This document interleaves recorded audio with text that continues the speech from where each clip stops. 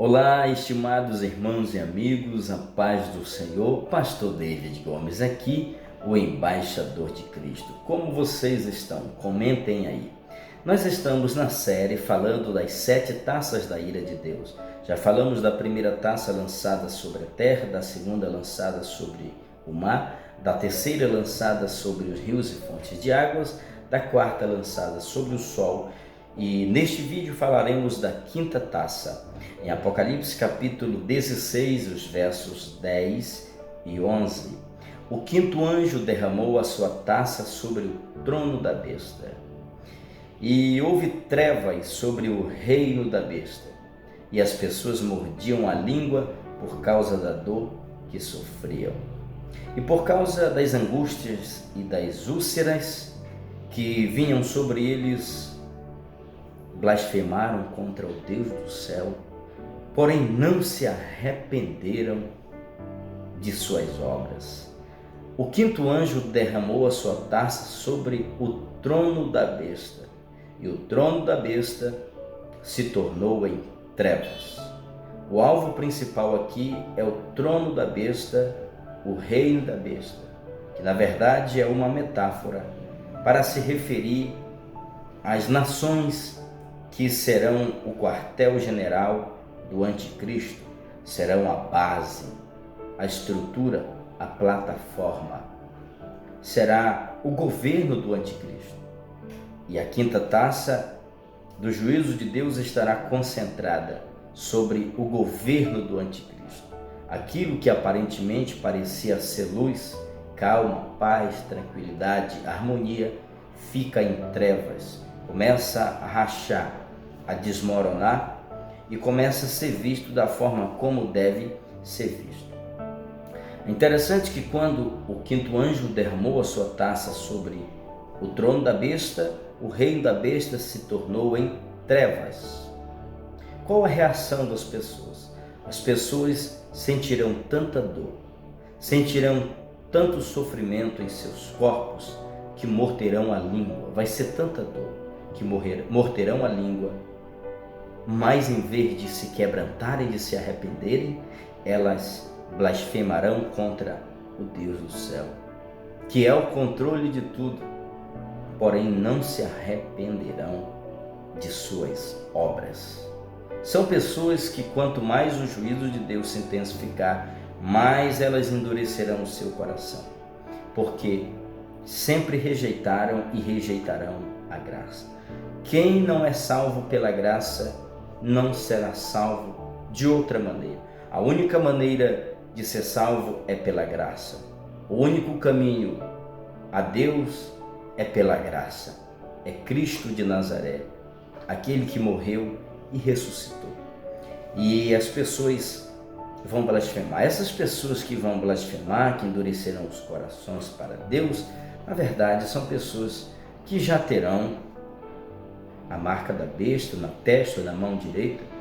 São as pessoas que estarão adorando a imagem da besta. Elas jamais se converterão ao Senhor, e Deus da eternidade conhece quem será salvo e quem não será salvo. E por isso vemos o endurecimento desses corações. Esse tempo é um tempo muito difícil sobre a terra, porque a igreja de Cristo não estará mais aqui, a igreja de Cristo estará no céu, nas bodas do Cordeiro. E esse período na Bíblia é conhecido de acordo com Joel, capítulo 2, verso 31, que é o grande e terrível dia do Senhor. É o dia grande e o dia terrível do Senhor. Esse dia é o dia do Senhor, é o dia da punição, é o dia da ira, é o despejar da ira de Deus sobre a terra. Esse período também conhecido como o profeta Isaías escreveu no capítulo de número 60, verso 2, porque eis que as trevas cobrem a terra. O profeta Isaías viu esse período como um período em que as trevas irão cobrir a terra. É impossível falarmos de trevas e não falarmos da nona praga lançada na terra do Egito. Em Êxodo capítulo 10, a partir do verso 21 até o verso 23, a Bíblia diz que quando a nona praga foi lançada sobre a terra do Egito, houve trevas por toda a terra, durante 3 dias e 3 noites. Os egípcios não se viam e durante 3 dias não podiam sair do seu lugar. Como sair do seu lugar se não viam nada? Se nada poderia trazer luz para a terra do Egito, porque era o juízo de Deus. A Bíblia diz que as trevas eram tão terrível, tão forte, que dava de apalpar. Era trevas espessas. Só que a Bíblia diz que na casa dos filhos de Israel havia claridade, havia luz. Por que havia claridade na casa dos filhos de Israel? Porque eles seguiam aquele que é a luz da vida. Eles eram adoradores de Deus. Por que havia trevas na casa dos egípcios? Porque eles eram adoradores de Satanás. Satanás é trevas. Quem segue a Jesus, segue a luz. Quem segue a Satanás, vive nas trevas. Nós vemos um outro período de trevas sobre a terra. Em Mateus capítulo 27 e no verso 45, quando Jesus estava na cruz pendurado no Monte Calvário, no Monte do Gólgota, a Bíblia diz que meio-dia a terra escureceu. Houve trevas sobre toda a terra, do meio-dia até as 3 horas da tarde. Houve 3 horas de trevas, porque o Salvador estava pendurado ali para salvar a sua vida e a minha vida, para salvar os pecadores que se arrependem dos seus pecados.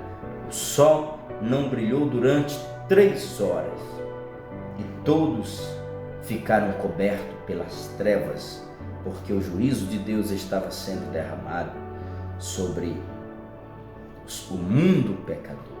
O pecado estava sendo punido por Deus e todo o pecado estava sobre o Cristo, o Deus que se fez carne, estava ali pendurado na cruz para salvar a sua alma, para salvar a minha alma e a nossa alma. E agora aqui em Apocalipse capítulo 16, versos 10 e 11, vemos novamente trevas, só que essas trevas serão piores do que as trevas do capítulo 10 do livro de Êxodo. Por quê? Porque agora é as trevas lançadas sobre o reino das trevas, sobre o quartel-general do anticristo.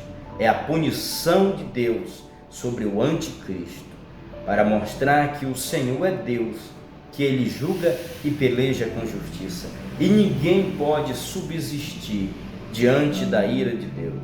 Ninguém há que possa lutar contra Deus e prevalecer.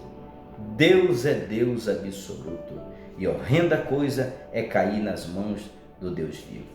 Mas assim como na casa dos egípcios havia trevas, e na casa dos filhos de Israel havia luz, quando esse período chegar, a igreja de Cristo estará onde?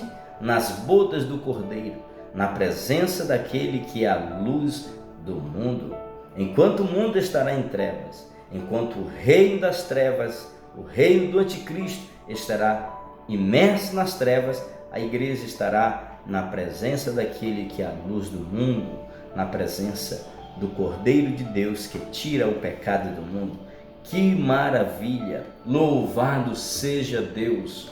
Ô meu irmão, escapa do juízo de Deus agora, se arrependa dos seus pecados, volte para Cristo agora, porque mais tarde pode ser tarde demais, e esse é o momento de receber a Cristo como Senhor.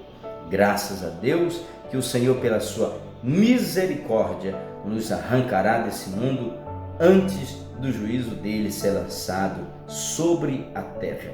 Quem está em Cristo, nenhuma condenação haverá para ele. Eu finalizo esse vídeo dizendo, Apocalipse capítulo 3 e o verso 10. Como guardar-te a palavra da minha perseverança, também eu te guardarei da hora da tentação que há de vir sobre o mundo inteiro para experimentar os que habitam sobre a terra. Que o Senhor te ajude, que o Senhor te abençoe e até o próximo vídeo, querendo Deus. Pastor David Gomes, o embaixador de Cristo.